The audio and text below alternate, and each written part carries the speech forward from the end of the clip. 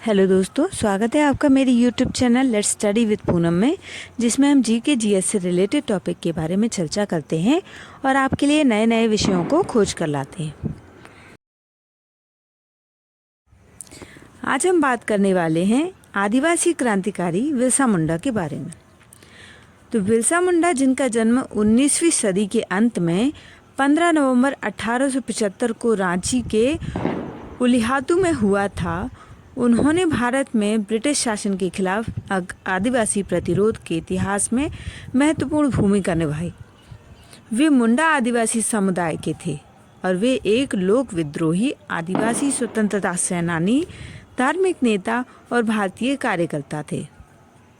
मुंडा समुदाय में पले बढ़े उन्होंने अपने लोगों द्वारा सामना की जाने वाली कठिनाइयों को देखा।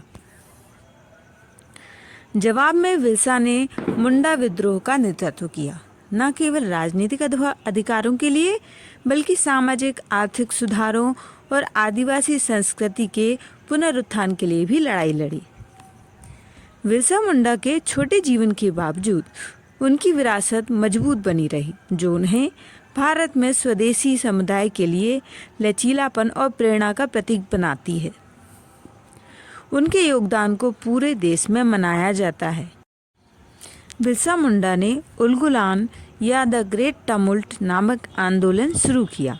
उस समय लोग उन्हें धरती अब्बा कहते थे, जिसका अर्थ है पृथ्वी का पिता। उन्होंने ब्रिटिश मशीनरी और उनकी धर्मांतरण गतिविधि के खिलाफ एक धार्मिक आंदोलन खड़ा किया।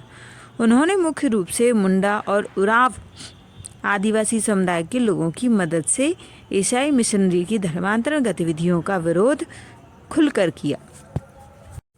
जैसा कि हम जानते हैं कि बिरसा मुंडा का जन्म बंगाल प्रेसिडेंसी और वर्तमान के झारखंड में हुआ था।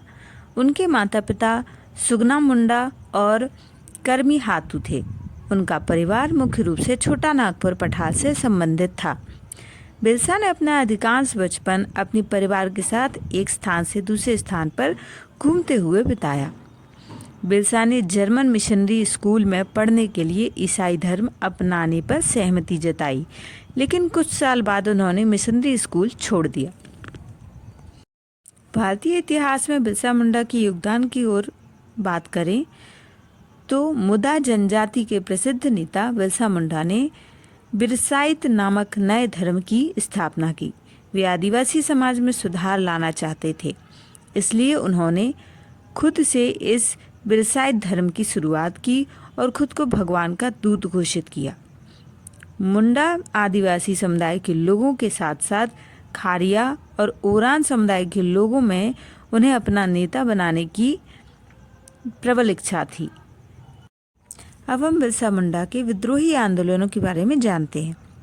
यह भारत के इतिहास में स्वतंत्रता पूर्व सबसे महत्वपूर्ण आदिवासी आंदोलनों में से एक था। बिरसा मुंडा ने 1899 और 1900 के बीच रांची के दक्षिण में मुंडा विद्रोही आंदोलन की शुरुआत की और उसका नेतृत्व किया। बिरसा मुंडा ने न केवल लोगों को अपने धर्म के बारे में सिखाया, बल्कि लोगों को एकीकृत कर ब्रिटिश शासन के खिलाफ गुरिल्ला शैली के विद्रोही बलों का गठन किया। उन्होंने अपने विद्रोही आंदोलन के लिए नारा दिया, अबुआ राज सेटर आना, महारानी राज टुंडू जाना। इसका मतलब है रानी का राज खत्म होना चाहिए, हमारा राज्य स्थापित होना चाहिए। उन्होंने लोगों से कर न देने का भी आग्रह किया। इसके बाद उनके इस बयान के कारण ब्रिटिश सरकार ने उन्हें गिरफ्तार कर लिया और 2 साल बाद रिहा किया। यदि बिरसा मुंडा के द्वारा किए गए सारे विद्रोह आंदोलनों के पीछे के कारण को समझा जाए तो निम्न बिंदुओं में समझा जा सकता है। ब्रिटिश सरकार द्वारा शुरू की गई भूमि नीतियों ने कृषि प्रणाली की आदिवासी पारंपरिक प्रक्रिया पर हमला किया। ब्रिटिश मिशनरियों द्वारा किए गए धर्मांतरण ने पुराने पारंपरिक विश्वास और ईश्वर की पूजा के साथ साथ आदिवासी लोगों की धार्मिक और सांस्कृतिक मान्यताओं पर भी हमला किया। ब्रिटिश सरकार ने छोटा नागपुर पठार क्षेत्र में एक सामंती जमींदारी प्रणाली की शुरुआत की, जिसने खुंटकट्टी नामक स्थानीय आदिवासी कृषि प्रणाली को नष्ट कर दिया। यानी आम जमीन के मालिक स्वदेशी जनजातियों का एक समूह। ब्रिटिश सरकार ने आदिवासी वन क्षेत्रों के लिए सामंती जमींदारों के रूप में दीकू नामक भूमि ठेकेदारों को भी खरीदा। विद्रोही आंदोलन करने के बाद बिरसा मुंडा को इसके परिणाम क्या मिले, इसके बारे में जानने का प्रयास करते हैं। बिरसा मुंडा ने लोगों से ब्रिटिश सरकार को कोई भी कर या किराया न देने का आग्रह किया और उन्होंने सामंती विभाग के कार्यालयों और ब्रिटिश धर्मांतरण मशीनरी पर हमला किया। बिरसा मुंडा उनके अनुयायियों ने पुलिस स्टेशनों, कमिश्नर कार्यालयों जैसे कई ब्रिटिश वफादार स्थलों पर हमला किया। उन्होंने 2 पुलिस कर्मियों को भी मार डाला और जमींदारों के चर्च और घरों को तहस नहस कर दिया। इतने विद्रोही आंदोलन करने के बाद उपलब्धियां क्या रहीं, आज उनको जानेंगे। 1909 में उनकी मृत्यु के 8 साल बाद ब्रिटिश सरकार ने छोटा नागपुर काश्तकारी अधिनियम लागू किया। यह कानून आदिवासी भूमि को गैर आदिवासी को हस्तांतरित करने पर रोक लगाता है और मालिकों के स्वायत्त अधिकारों पर भी रक्षा करता है। इसके बाद ब्रिटिश सरकार ने बेथबिगारी नामक जबरन श्रम प्रणाली को समाप्त कर दिया।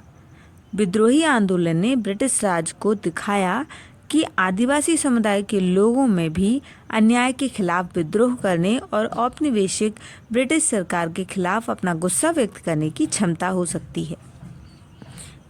बिरसा मुंडा को पहली बार 1895 में ब्रिटिश सरकार के खिलाफ अपने बयान के लिए गिरफ्तार किया गया था और 2 साल बाद रिहा कर दिया गया था। उन्होंने अपने अनुयायियों और अन्य भारतीय स्वतंत्र सेनानियों के साथ ब्रिटिश राज्य के खिलाफ अपना विद्रोह फिर से शुरू कर दिया। बाद में 1900 में उन्हें झारखंड में स्थित चक्रधरपुर में जामकोपाई वन क्षेत्र में ब्रिटिश सरकार द्वारा पकड़ लिया गया। बिरसा मुंडा को रांची जेल में कैद कर लिया गया और 9 जून 1900 को ब्रिटिश सरकार द्वारा घोषित हैजा रोग के कारण उनकी मृत्यु हो गई। इस तरह से दोस्तों हमने वीडियो में बिरसा मुंडा के बारे में जानकारी करने का प्रयास किया है। तो यदि हमारा वीडियो आपको पसंद आए तो चैनल को लाइक, शेयर और सब्सक्राइब जरूर करें। धन्यवाद दोस्तों।